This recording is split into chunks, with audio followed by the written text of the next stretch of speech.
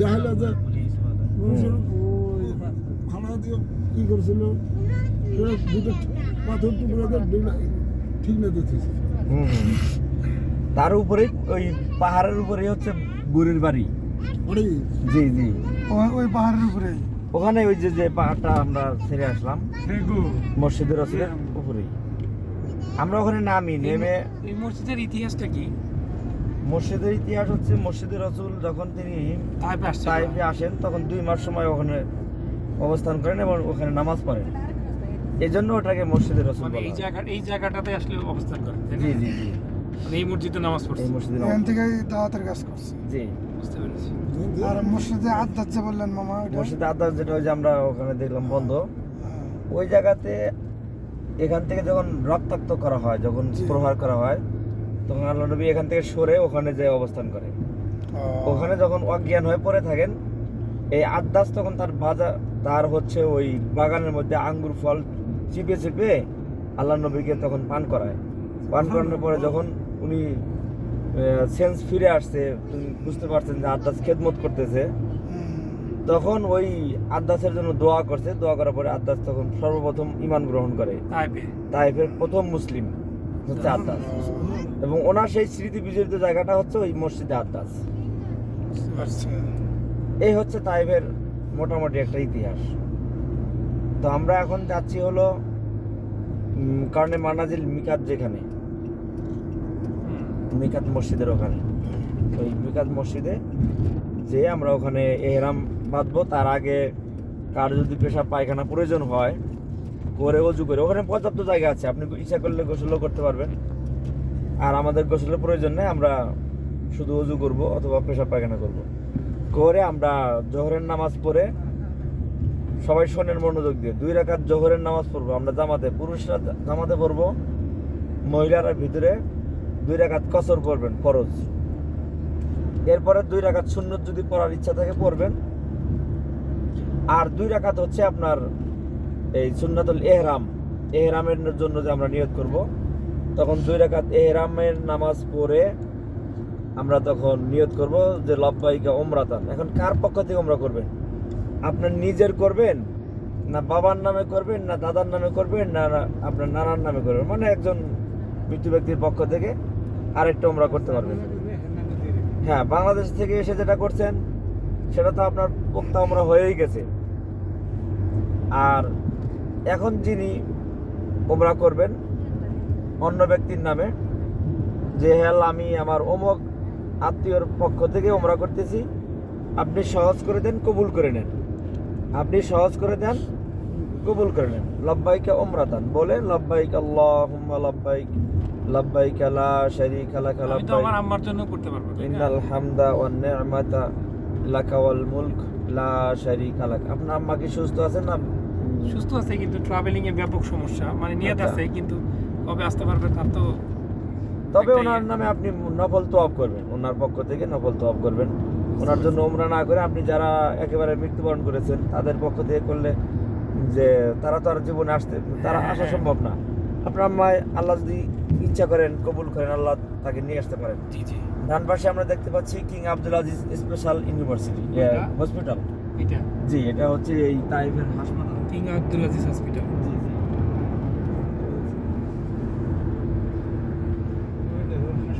জি। হ্যাঁ, সামনে আমরা আরো একটা ফ্যাক্টরি দেখতে পাবো, সেটা হচ্ছে যে পানির ফ্যাক্টরি। আমরা যদিও মনে করি যে মরুভূমি, কিন্তু এগুলো ওই সমুদ্র থেকে পানি নিয়ে আসা হয় লরিতে করে, নিয়ে এসে এখানে আপনার পানি রিফাইন করে যে এরকম বদলদাত করে পানি, সেই ফ্যাক্টরিটা দেখতে পাবেন সামনে। আল্লাহর কি রহমত দেখেন, সৌদিতে কিন্তু খাবারের পানি কখনো মানে হয় না, অভাব নাই। পানি চারপাশেই পানি দিচ্ছে।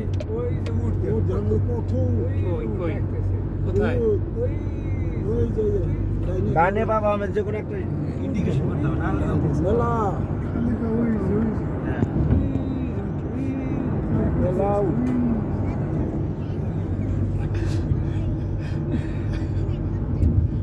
দেখতে পাচ্ছেন টাইপটা কি সুন্দর, চমৎকার, ঝকঝকে।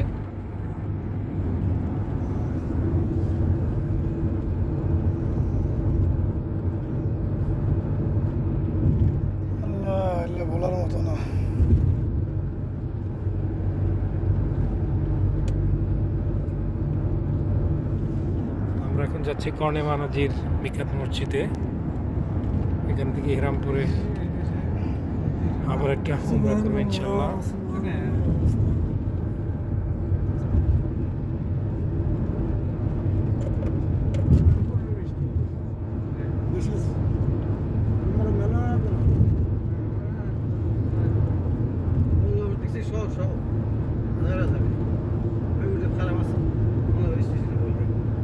ডান পাশে পাহাড়গুলো কাটতেছে।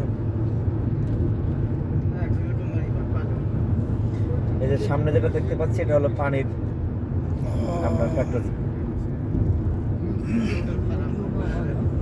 মৃত ব্যক্তির নামে উমরা করা যাবে, জীবিত ব্যক্তির নামে করা যাবে। তো মৃত ব্যক্তির নামে শুরুতে করাই ভালো। জি মৃত ব্যক্তির নামে শুরুতে করাই ভালো, কারণ তারা তো আর আসতে পারবে না। মানে দুইটাই হবে, মৃত জীবিত দুইটাই করতে পারবেন। মারাই গেছে করতে পারবেন। মৃত্যু ব্যক্তি তো মারাই গেছে, সে তো আর জীবিত নেই। হ্যাঁ, তখন আর কি করা যাবে। সে তো মারা গেছে জি নেই। এই যে বাম পাশে যেটা আমরা ছাড়তেছি এটা হচ্ছে পানি। পানি পানি যেটা পানি ওয়াটার ট্রিটমেন্ট, ওয়াটার সাপ্লাই আর কি সব ওয়াটার ফ্যাক্টরি। এখান থেকে পাইপে পানি সাপ্লাই দেওয়া হয়।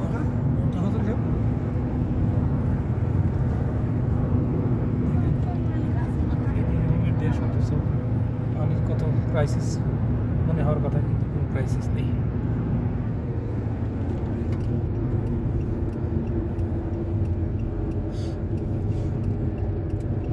ওই পাহাড়টা দেখা গাছ পুরো একবারে পাহাড় পাথর কালো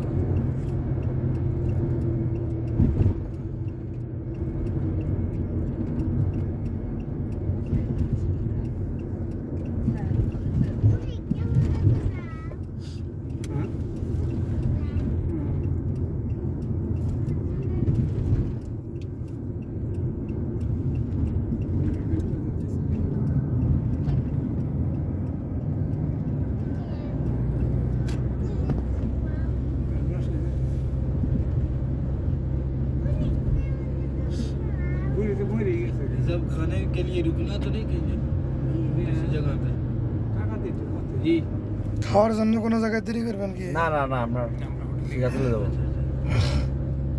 এটা খাইতে গেলে অনেক আবার টাইম নষ্ট জি হবে। জি, আর হোটেলে আমাদের খানা যেহেতু রেডি। রেডি। খাওয়ার এত মনে করে না সেটা বলছে সে, যে প্রস্তাব দিয়েছে ওনার যেটা বলছে খারাপ লাগে না। হ্যাঁ জায়গা ঠিক আছে। যে আপনারা বাইরে খাবেন কোনো কোথাও গিয়ে।